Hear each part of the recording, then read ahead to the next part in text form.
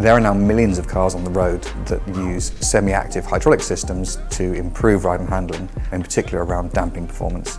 And whilst maybe 10 years ago this was reserved to the very, very high end of vehicles, today this is ubiquitous across a range of family cars as well as those higher end ones.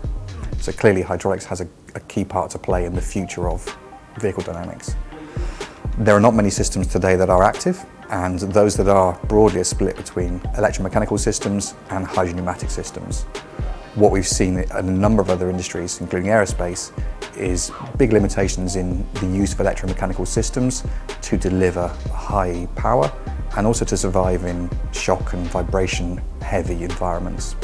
Hydraulics is really great for power consumption because we're able to lock pressures in and to hold those, and we can also combine systems that have active elements with pumping with systems that operate the majority of the time in a semi-active state using only a very small amount of energy to control valves to deliver a really great performance across a wide range of operating conditions.